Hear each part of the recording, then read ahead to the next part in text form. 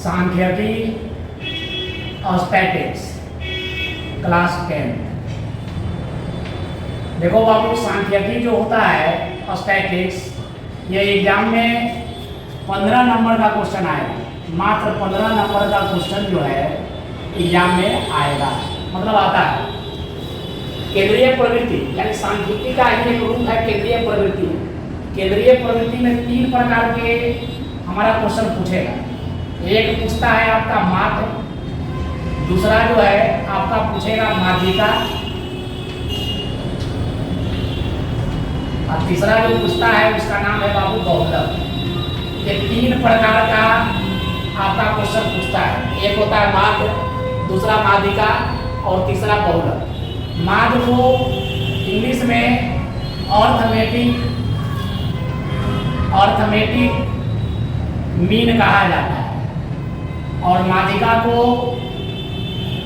Median और बहुलक को मोड बोला जाता है।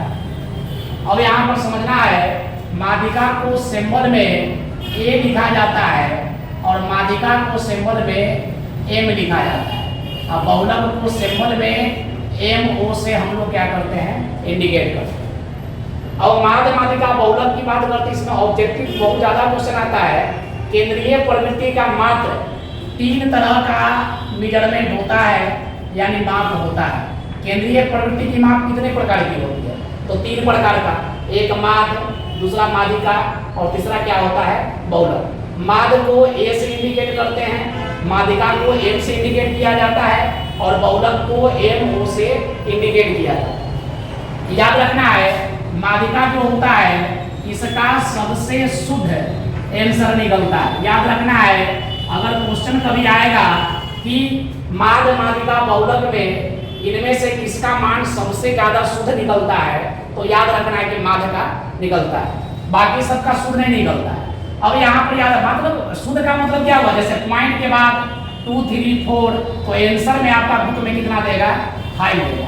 यानी पूरा जो है आंसर आपका केवल और केवल किसका मिल जाता है, बुक से आंसर, वह होता है माध्य। समझ आ रहा? माध्यिका की बात किया जाए तो माध्यिका का ग्राफ खींचा जाता है। माध्यिका का ग्राफ हम लोग खींचते हैं, और वो भी कौन सा मेथड से, तोरण विधि से खींचा जाता है। याद रखने वाली बात है, माध्य माध्यिका बहुलक ये तीनों में से किसका ग्राफ खींच सकते हो, तो केवल ग्राफ खींचा जाता है माध्यिका का। अब कौन विधि से खींचते हैं, तो तोरण से खींचा जाता है। तोरण किसको कहते हैं, तो याद रखना है कि संचयी बारंबारता वाले वक्र को तोरण कहा जाता है। तोरण कहा जाता है। क्वेश्चन ऑब्जेक्टिव में आएगा, संचयी बारंबारता वाले वक्र क्या कहलाती है, तो याद रखना है कि तोरण कहलाता है। समझ आ रहा? माध्य माध्यिका बहुलक जो होता है इसमें से किसका मान शुद्ध निकलता है, तो माध्य का निकलता है। माध्य माध्यिका बहुलक में से किसका ग्राफ खींचा जा सकता है, तो केवल तोरण का, यानी माध्यिका का ग्राफ तोरण विधि से खींचा जाता है। ये भी आपका ऑब्जेक्टिव में क्वेश्चन आएगा कि संचयी बारंबारता वाले वक्र को क्या कहा जाता है, तो याद रखना है कि तोरण कहा जाता है। याद रखना है, समझ आ रहा? अब यहाँ पर 3 तरह का ऑब्जेक्टिव क्वेश्चन पूछता है, कैसे, और ध्यान देने वाली बात है, ऑब्जेक्टिव कैसे क्वेश्चन पूछेगा। लिखा रहता है कि केंद्रीय प्रवृत्ति की माप इनमें से नहीं है। ऑप्शन दिया जाता है, जैसे आपका ऑप्शन नंबर ए में लिखा रहेगा माध्य, ऑप्शन नंबर बी में लिखा रहेगा माध्यिका,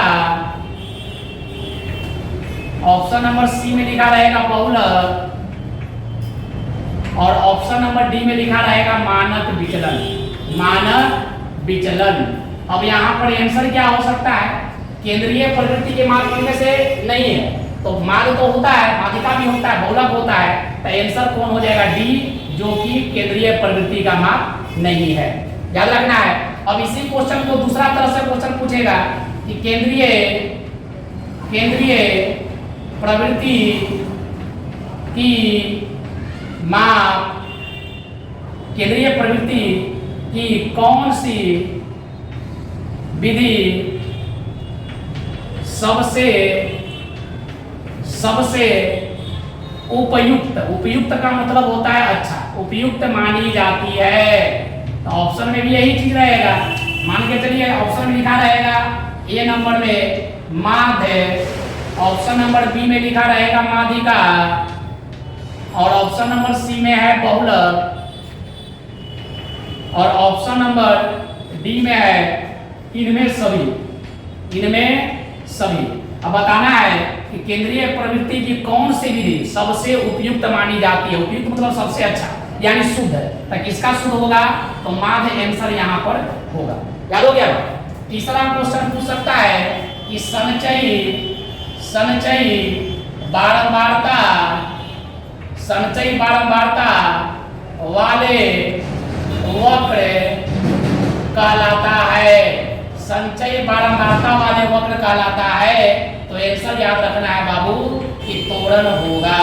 याद रखो, तो ये तीन क्वेश्चन जो है काफी ज्यादा इंपॉर्टेंट है, जो कि आपको ऑब्जेक्टिव में आता है। तो केंद्रीय प्रवृत्ति समझ में आ गया था कि स्टैटिक्स को तीन भाग में बांटा गया है। केंद्रीय प्रवृत्ति का ही माप होता है, पहला माध्य, दूसरा माध्यिका, तीसरा होता है बहुलक। माध्य का सिंबल होता है ए, माध्यिका का सिंबल एम, और बहुलक का सिंबल एमओ होता है। माध्य, माध्यिका, बहुलक में से किसका वैल्यू सबसे शुद्ध होता है? तो याद रखना है कि माध्य का होगा। माध्य, माध्यिका, बहुलक में किसका ग्राफ खींचा जा सकता है? तो केवल और केवल माध्यिका का ग्राफ खींचा जा सकता है। और याद रखना है कि संचयी बारंबारता वाले वक्र को क्या कहा जाता है? तो त्वरण कहा जाता है। याद रखोगे। और यहाँ पर तीन तरह का ऑब्जेक्टिव है, इसको आप लोग याद कर लीजिएगा। समझ आ रहा? अगर देखा जाए तो ये जो चैप्टर है ये 15 नंबर का क्वेश्चन पूछेगा, तो लगभग तुमको 5 से 6 क्वेश्चन ऑब्जेक्टिव में पूछेगा। ठीक है, आज का सेवा समाप्त।